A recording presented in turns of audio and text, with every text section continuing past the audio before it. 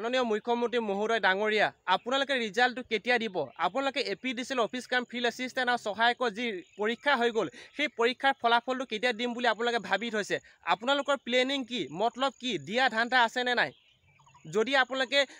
নিদিম বুলি ভাবিছে ডাইৰেক্ট কৈ দিয়ক আমাৰ অসমৰ নিবনুৱাই আমাৰ অসমৰ জনসাধাৰণে ইমান মানে লাগি নাথাকে আজিলৈকে জীৱনত বহুতো হাজাৰ হাজাৰটা পৰীক্ষা দিলে আৰু সকলোবোৰ কথা পাহৰি গ'ল কিন্তু এইটো পৰীক্ষাৰ কথা আপোনালোকে পাহৰিব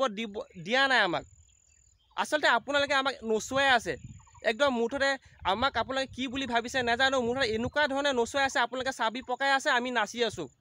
এনেকুৱা হৈ আছে আজি চাওক পৰীক্ষাটো হৈ যোৱা আজি প্ৰায় কেইবছৰ হৈ গ'ল প্ৰায় 2 বছৰতকৈ বেছি হ'ল মানে এতিয়া 3 বছৰ হওঁ এটা পৰীক্ষাৰ ৰিজাল্ট দিওঁতে কি 3 বছৰ লাগে নেকি হা আপোনালোকৰ লাজ আছে নাই বা আপোনালোকৰ কি আছে আপোনালোকৰ মগজু আছে নাই মই নাজানো ডাঙৰ ডাঙৰ যিহেতু মানুহ আপোনালোকৰ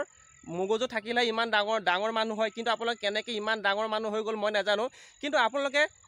এটা পৰীক্ষাৰ ফলাফল দিব আজি 3 বছৰ লাগিছে তাতকৈ আৰু কিবা লাজ লাগে নেকি আপোনালোকেতো কৈছে আপোনালোকেতো বহুতো তদন্তৰ কথা ঘোষণা কৰিছিলে কি হ'ল আপোনালোকক কোনো পাত্তাই হেৰি মানে আপোনাক এটা কথা আচলতে অসমৰ মুখ্যমন্ত্ৰীৰ কথা বা জাবান কেনেকুৱা হ'ব লাগে আৰু আপোনাক মানে কোনো গুৰুত্বই নিদিয়ে আপোনাক মুঠতে কোনো মানুহ বুলিয়ে নাভাবে চাগে আপোনালোকে ইমান আপোনালোকে নহয় আপুনি ইমান তদন্তৰ কথা ঘোষণা কৰিলে কি হ'ল আজিলৈকেতো একো নহ'লে ফুটুকা ফেন চবটোতো এনেই কথাখিনি অখাৰ গ'ল আপোনালোকে কেইবাবাৰো তদন্ত কৰিব দিলে আৰু তদন্ত কৰিলে লাষ্টত একো নোলালে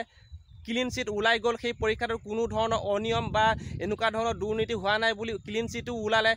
তাৰ পাছতো আজিলৈকে কিয় পৰীক্ষা মানে ৰিজাল্টটো দিব পৰা নাই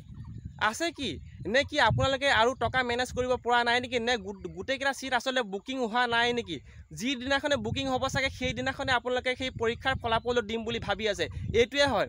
কিয়নো বন্ধুসকল আজিলৈকে যিমানবোৰ পৰীক্ষা হ'ল চবতে দুৰ্নীতি হৈ আছে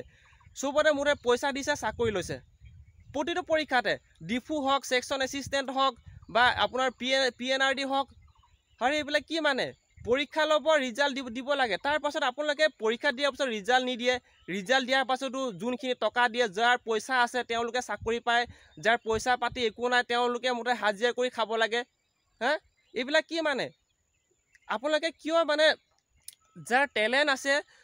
যিসকল নেকি মেধা আছে সেই লোকসকলক আপোনালোকে কিয় ইমান হত্যা কৰি আছে প্লিজ মই এটা ৰিকুৱেষ্ট কৰিছোঁ যদি আপোনালোকে সেই পৰীক্ষাটোৰ যদি ফলাফল যদি ঘোষণা কৰিব মন আছে তেতিয়াহ'লে আপোনালোকে কৈ দিয়ক এখন নটিচ দিয়ক বা আকৌ এবাৰ লাগিলে আপুনি মানে মিডিয়া আগত কওক আমুক তাৰিখে পৰীক্ষাৰ ফলাফল মানে ঘোষণা কৰি দিম বা অহা মাহত ঘোষণা কৰি দিম এনেকৈ লাগিলে প্লিজ এবাৰ কৈ দিয়ক কিয়নো আপোনালোকে বহুতবাৰ ক'লে বহুতবাৰ মিডিয়াটো ওলালে বহুতবাৰ মিডিয়াও প্ৰচাৰ কৰিলে কিন্তু আজিলৈকে ফুটুকা ফেনটো আপোনালোকে পৰীক্ষাৰ ৰিজাল্টে দিব পৰা নাই এখন নটিচ দিয়ক প্লিজ মই ৰিকুৱেষ্ট কৰিছোঁ অতি সোনকালে যাতে ৰিজাল্টটো দি দিয়ক কিয়নো আমাৰ অসমৰ নিবনুৱাই বহুতো আশাৰে বাট চাই আছে